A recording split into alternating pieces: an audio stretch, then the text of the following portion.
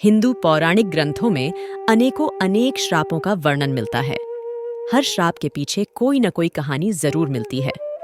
आज हम आपको हिंदू धर्म ग्रंथों में उल्लेखित 12 ऐसे ही प्रसिद्ध श्राप और उनके पीछे की कहानी बताएंगे।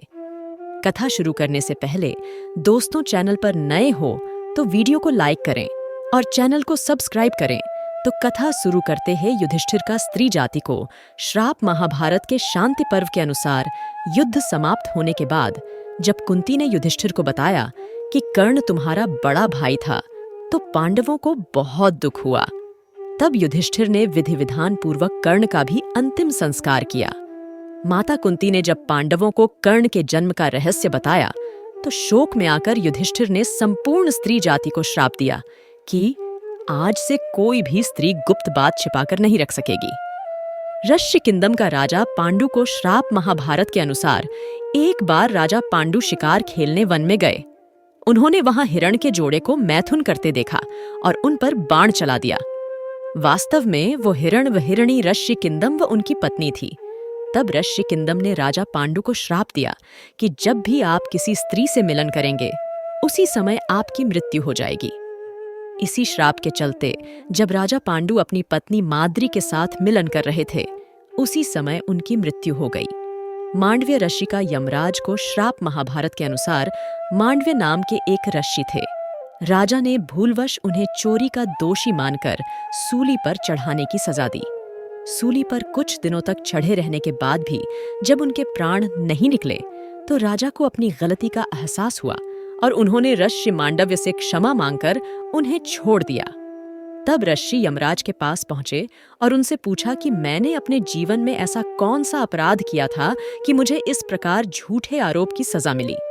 तब यमराज ने बताया कि जब आप 12 वर्ष के थे, तब आपने एक फतिंगे की पूंछ में सींग चुभाई थी। उसी के फलस्वरूप आपको यह कष्ट सहना पड़ा। तब ऋषि मांडव्य ने यमराज से कहा कि 12 वर्ष की उम्र में किसी को भी धर्म अधर्म का ज्ञान नहीं होता। तुमने छोटे अपराध का बड़ा दंड दिया है, इसलिए मैं तुम्हें श्राप देता हूं कि तुम्हें शूद्र योनि में एक दासी पुत्र के रूप में जन्म लेना पड़ेगा।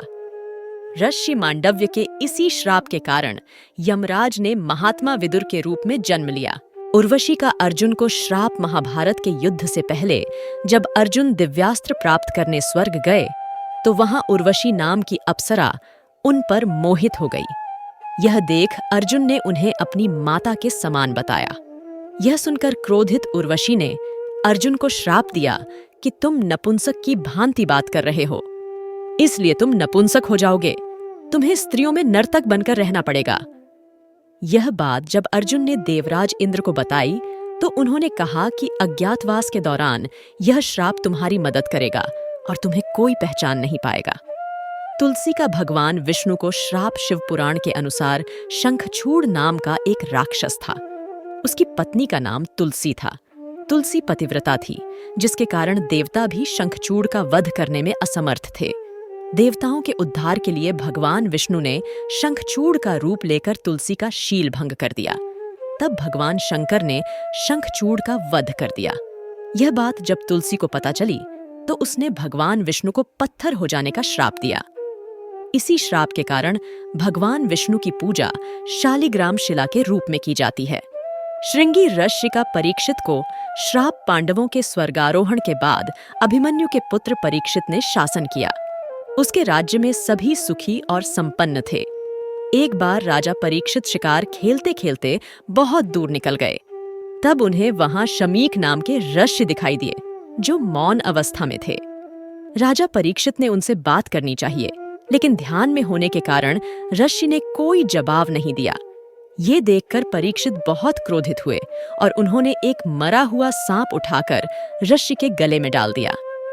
यह बात जब शमीक ऋषि के पुत्र श्रृंगी को पता चली, तो उन्होंने श्राप दिया कि आज से 7 दिन बाद तक्षक नाग राजा परीक्षित को डंस लेगा, जिससे उनकी मृत्यु हो जाएगी। परशुराम का कर्ण को श्राप। महाभारत के अनुसार परशुराम भगवान विष्णु के ही अंश अवतार थे। सूर्यपुत्र कर्ण उन्हीं का शिष्य था। कर्ण ने परशुराम को अपना परिचय एक ब्राह्मण के रूप में दिया था। एक बार जब परशुराम कर्ण की गोद में सिर रखकर सो रहे थे, उसी समय कर्ण को एक भयंकर कीड़े ने काट लिया। गुरु की नींद में विघ्न न आए, ये सोचकर कर्ण दर्द सहते रहे, लेकिन उन्होंने परशुराम को नींद से नहीं उठाया। नींद से उठने पर जब परशुराम ने ये देखा तो वे समझ गए कि कर्ण ब्राह्मण नहीं बल्कि क्षत्रिय है। तब क्रोधित होकर परशुराम ने कर्ण को श्राप दिया कि मेरी सिखाई हुई शस्त्र विद्या की जब तुम्हें सबसे अधिक आवश्यकता होगी, उस समय तुम वह विद्या भूल जाओगे। गांधारी का श्री कृष्ण को श्राप महाभारत के युद्ध के बाद जब भगवान श्री कृष्ण गांधारी को सांत्वना देने पहुंचे तो अपने पुत्रों का विनाश देखकर गांधारी ने श्री कृष्ण को श्राप दिया कि जिस प्रकार पांडव और कौरव आपसी फूट के कारण नष्ट हुए हैं, उसी प्रकार तुम भी अपने बंधु बांधवों का वध करोगे। आज से 36वें वर्ष तुम अपने बंधु बांधवों पुत्रों का नाश हो जाने पर एक साधारण कारण से अनाथ की तरह मारे जाओगे। गांधारी के श्राप के कारण ही भगवान श्री कृष्ण के परिवार का अंत हुआ।